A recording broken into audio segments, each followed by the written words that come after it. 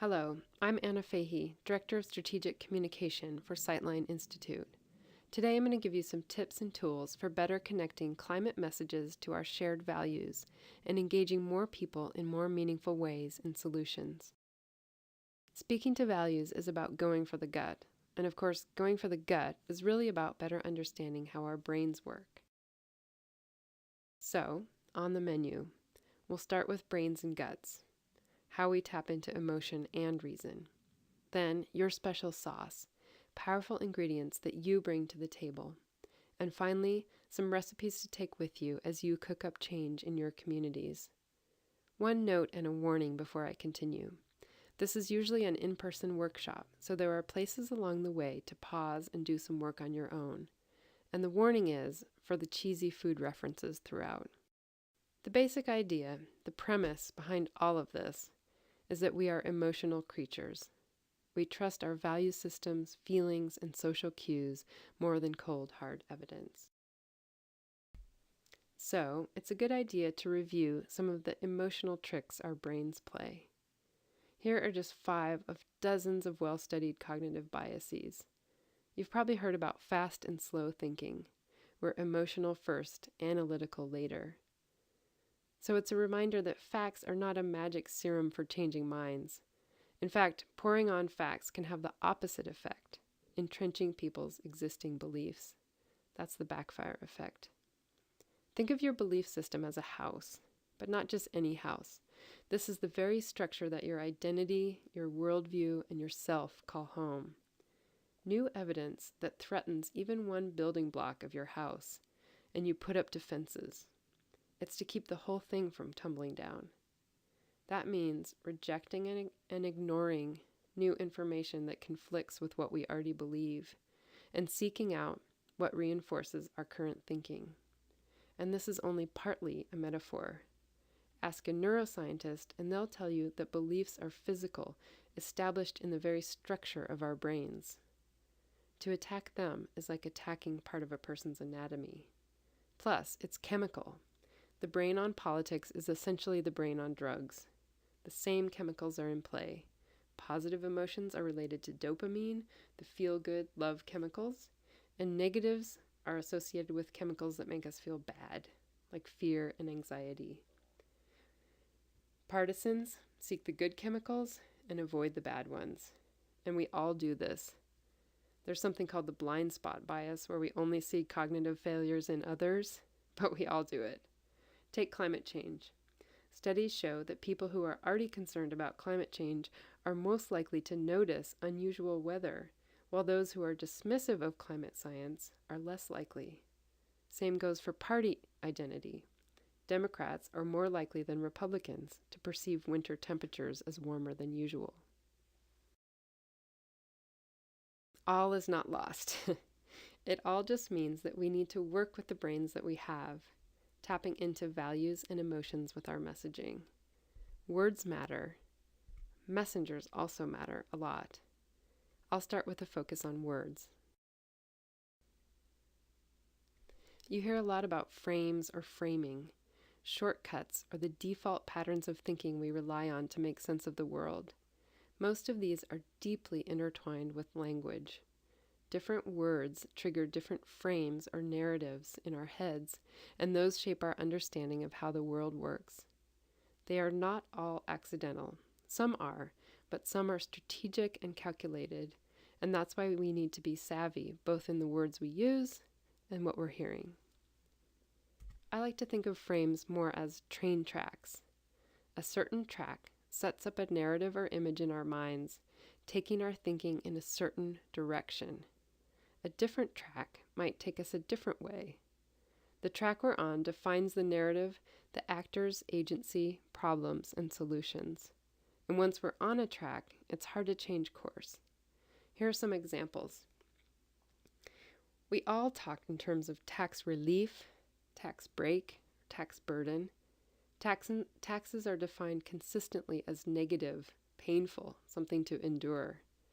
It's very hard to position solutions that involve taxes or revenue within this frame. Far better to talk about taxes as contributions that we make to our communities or investments in things together that we can't do alone. That's a better track to be on. We talk about weaning from fossil fuels and kicking our addiction to oil. Powerful words, but weaning and beating addiction are excruciating and difficult. Ask any nursing baby or anyone who drinks coffee every morning like I do, and you know how hard it is. Better to get on a track toward innovation, transition, and taking charge of our own energy, positive tracks. We talk about an ailing or a healthy economy, as if the economy is some kind of being or natural force, making its own decisions, running itself, writing its own rules. In that frame, or on that track, economic realities can seem inevitable, out of our control. A better track would be to frame the economy as something that we designed and controlled, that's human-made. We built it, we can change it, we control it. If it's not working, in the ideal situation, we would fix it. When we say there is no climate debate, we are putting ourselves on a track that actually reinforces the idea of debate and doubt. The point is, we want to get on the track that is going to take us in the right direction, to the right solutions, to the right destination. Here's another example. A simple word choice, or switch, can help us get from one track to another. We know that majorities of Americans of all political stripes believe in a strong EPA. Just 19% of voters polled recently are okay with the EPA being weakened or eliminated. Surprising, isn't it? A hefty 60% favored keeping it as is or strengthening it under Trump. George Lakoff, a communications expert and cognitive linguist, reminds us that we should always say protections, not regulations. The words frame our thinking about the role of government and the EPA and the kind of communities that we want. Regulations triggers a narrative based on the viewpoint of corporations. From a corporate viewpoint, regulations are negative, limitations on their freedom to do whatever they want, to make money, to do business. Protections, on the other hand, triggers a narrative based on the viewpoint of people. It emphasizes the public, us, communities, instead of the corporate viewpoint. Protection against harm done by corporations seeking to profit even if it harms people. This word gets us on the track that brings us home to people, community, children, air, water, and food, and to the right solution. Protection is also a value that is shared by people in both parties, sort of transcends partisanship. And that's the point, because we know from the polling that people actually hold conflicting values at the same time. On the one hand, they might want the EPA to be strong. They certainly want clean air and less pollution. But on the other, they might want smaller government.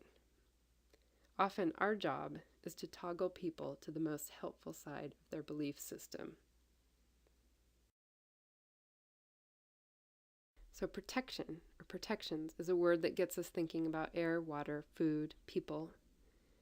Here's a great list from communications expert Jeremy Porter, reminding us to use words just like those: air, water, food, people.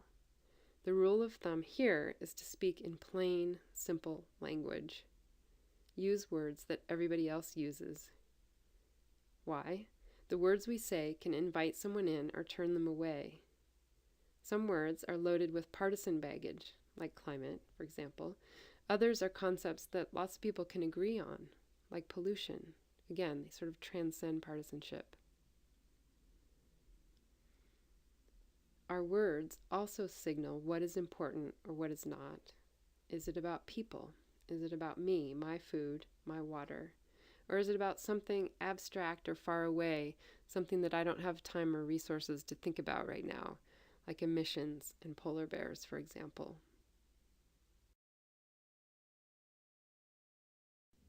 Okay, really quick grammar lesson now.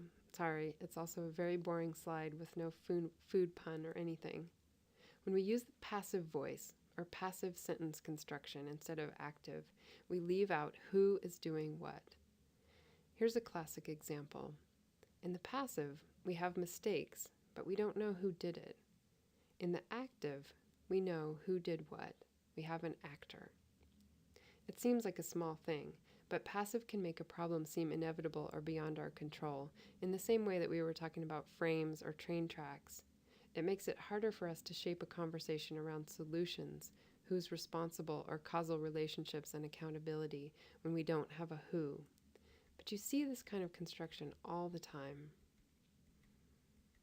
These examples will sound familiar to us all, I think.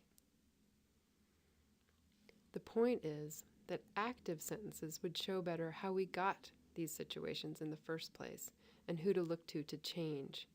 Who is rigging the system? Who is making decisions that keep emissions going up? As messengers, we don't want to leave people searching for clues in a mystery trying to figure out who did what, and the active sentence construction actually shows them the way right away. Okay, end of grammar lesson. Now I want to talk about word salads. Seems like you hear a lot of that lately. I don't think it's a great messaging strategy, but I do want to point out that people get away with word salads for a couple of key reasons. Number one, a handful of words trigger certain meanings and worldviews on their own, just like the frames and train tracks we were talking about earlier. A whole narrative is established without needing a full coherent sentence at all. And number two, an even bigger deal, is that the person tossing the salad often matters more than what's in the salad. Whether we trust the messenger is often a bigger factor than what they are saying. So, one of our main jobs as communicators is establishing connections and trust. It's not about convincing someone of a fact or idea. If they like you, or if you have shared experiences or backgrounds or values, places where you can connect, they will be more likely to hear what you have to say. To get votes, political campaigns often talk about whether voters would want to go get a beer with the candidate. Would they have fun? Would they relate? Would they speak the same language? You don't have to go get a beer. You already have lots of ways to relate to people, and that is one of your superpowers as messengers. Beer is totally optional, but here's the food pun.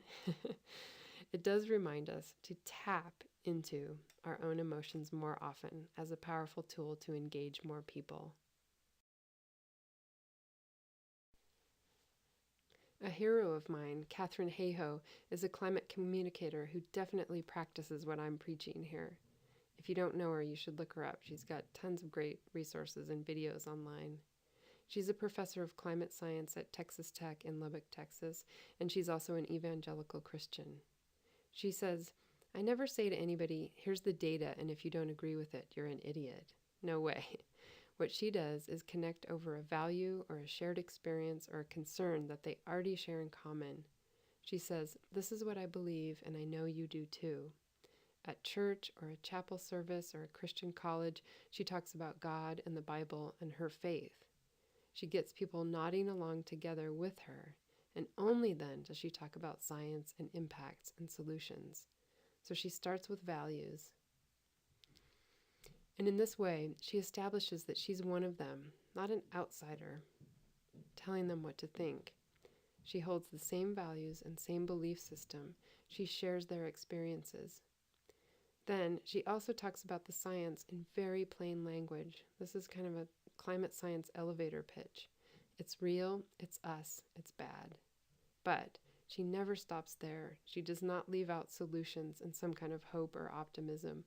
There are all kinds of solutions, and we can do this. This balance is key.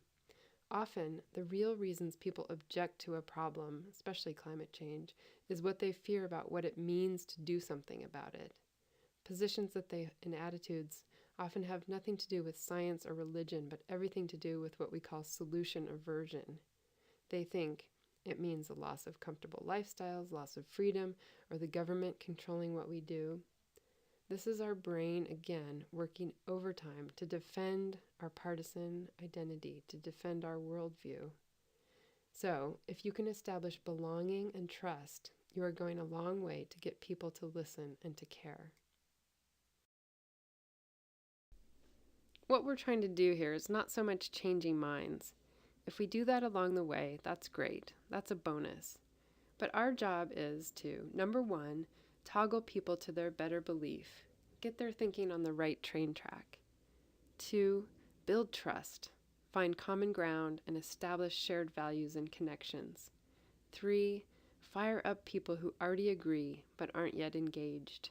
The reason I say that is that we're not trying to convince someone who we're never going to convince, who's a hardcore denier. But there's a huge untapped base of people that we can reach.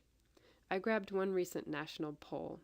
It shows that 64% of U.S. adults are worried about global warming. 40% of Republicans say they're worried, and that number is going up. Independents are at 64%, also jumping up. Democrats, over the past year or so, went from 78% to 84% who say they're concerned. But maybe more important than that, a majority in every congressional district in the U.S. supports limiting CO2 from coal-fired power plants. That's 7 in 10 voters overall, across the U.S. And 75% of U.S. voters support regulating CO2 as a pollutant. There's a big potential base of support there that's untapped. People who are already with us, but who don't necessarily hold climate change and climate solutions as their top priority or something that they're thinking about a lot. Your job is to get not all, but more of those folks excited, vocal, and engaged. And the best way to do it, I think, is to share your excitement, your energy, and your emotional investment in this. That is your special sauce. So we'll talk about specifics, ingredients for your sauce in a second, but in the simplest terms, it's your own way to say why this matters to you and to speak from the heart. Now we're going to take a few minutes to think more deeply about your own special ingredients. These 8 questions help us get at the values and emotions and experiences that can superpower your climate messages. First, how you feel, emotions, both about climate change as a problem and climate solutions and action. Who do you love? What are you fighting for? What people are you protecting and defending? Then, what hats do you wear? We all have a bunch of different roles and jobs and titles: mom, sister, friend, librarian, teacher, lawyer. What makes you angry? What do you stand up against? Who are your people? What communities are you a part of? Maybe a church, school, neighborhood, club, group. Your places. What are the places that mean something to you? Special places on a map, like where you live, your country of origin, where your grandmother lived, where you grew up, where you like to hike or fish. Then your values. What values do you stand up for? What's driving your belief system? What would you like to instill in a child you were helping care for? And finally, what and who inspires you? Success stories, fighters, champions, thinkers, leaders. Some of these categories will overlap, and that's okay. And it's a work in progress. It may change as you go along, and you may think about this more later. What you're doing is building a pantry or filling a grocery bag for the recipes we'll be making later. It's also a way to think now about the ways that you already have loads of credibility as a messenger.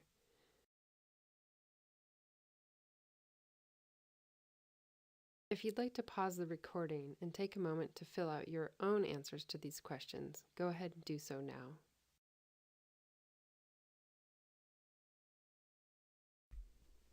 And one side note on values.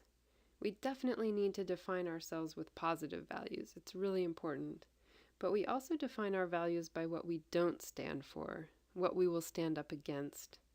In fact, often the values we reject are even more powerful in finding common ground with others.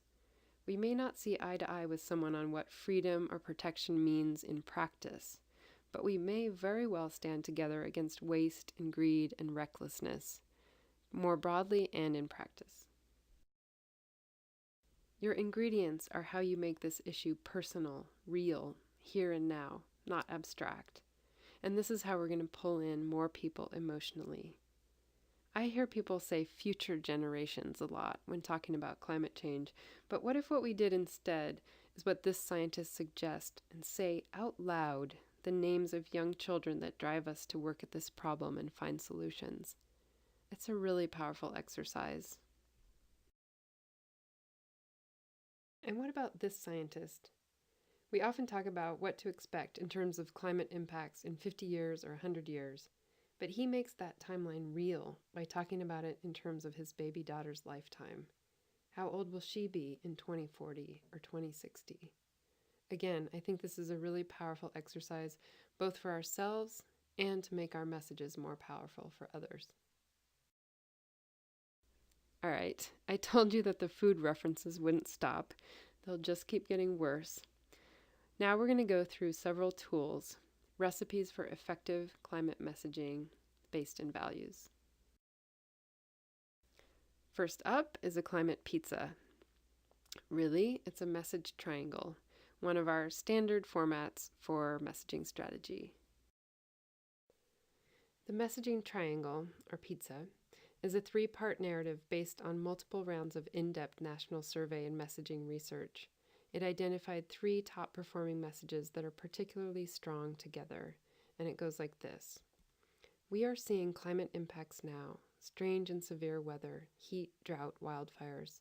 We owe it to our kids to protect them, and that means taking action to cut pollution now. But oil companies are using billions in profits to stall progress. We need to put people, not the biggest polluters, back in charge of our energy decisions. Investing in clean energy means investing in our own communities, and solutions are ready to go now. Instead of subsidizing coal and oil, we produce our own local energy and create good jobs right here at home. Now, those exact phrases were tested and they worked well, but overall it works well because it taps into our core values: opportunity, innovation, ingenuity, responsibility and protection, and accountability. It underscores urgency, but balances the threat with optimism and confidence about solutions. People need the threat to be balanced with hope. Confidence about solutions that can be put to work right away. Urgency and hope always need to be part of the equation. And the best clean energy transition messages that we found in the research focused on community empowerment, putting energy back into our own hands, and being self-sufficient. This captured a zeitgeist too, I think, not only about oil companies putting profits before people, but also about big money in politics, where oil companies write their own rules and make messes for the rest of us to clean up. This triangle tested well across party lines. I think it works because of the balance. It's the good, the bad, and the ugly. Urgency and problem, solutions and hope, and obstacles and action.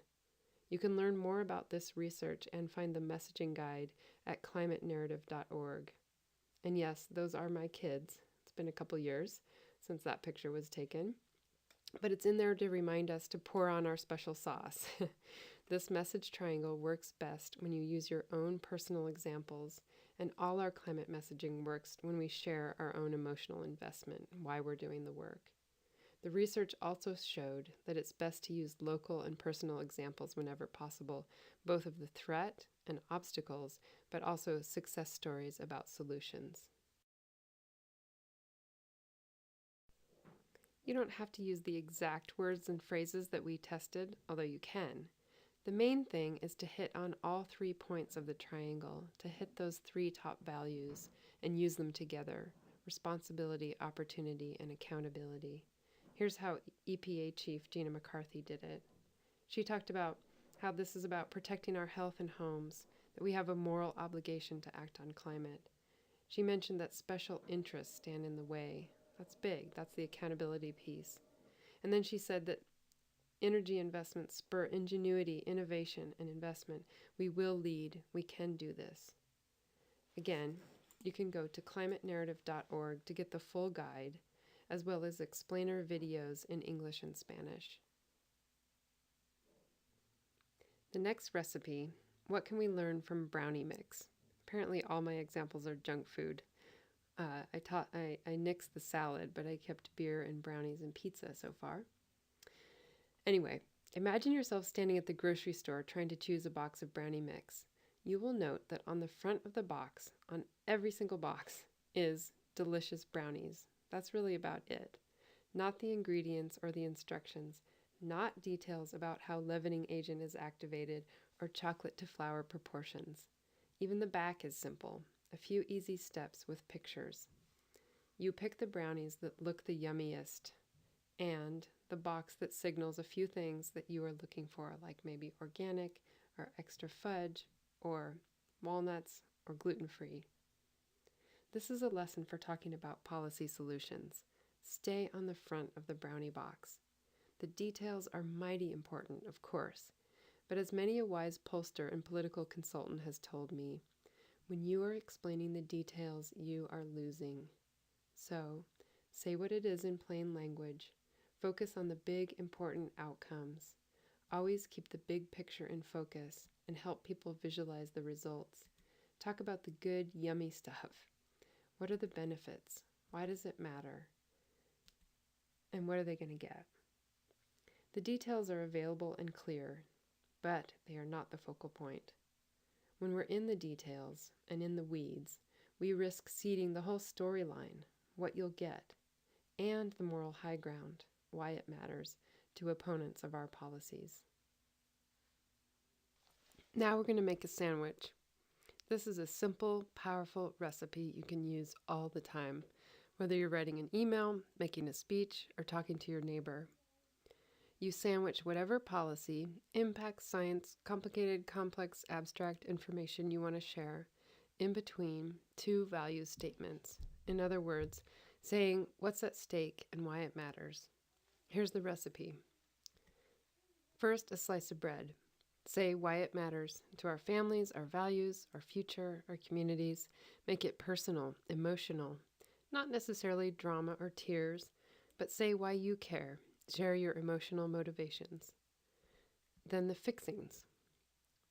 That's your data, findings, or policy solutions. And then another slice of bread. Say why it matters again. Bread is a good symbol here.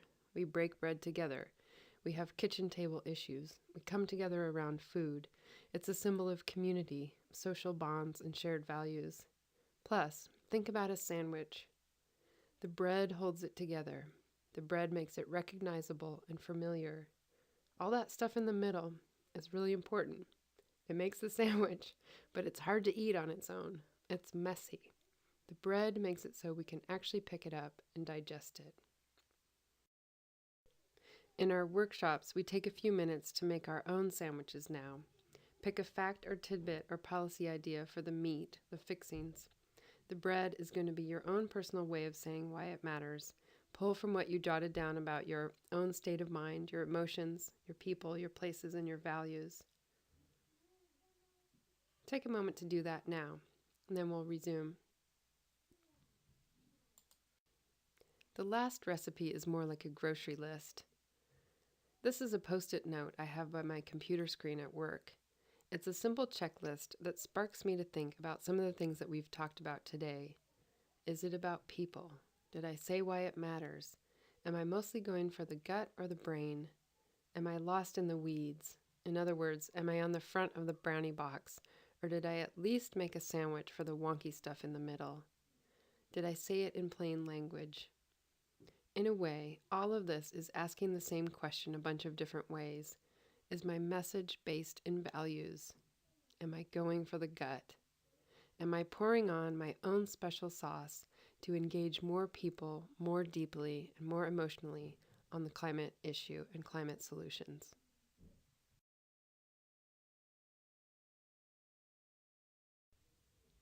Thanks so much. Please stay in touch and let us know what you think. You can find all kinds of policy and messaging resources at sightline.org.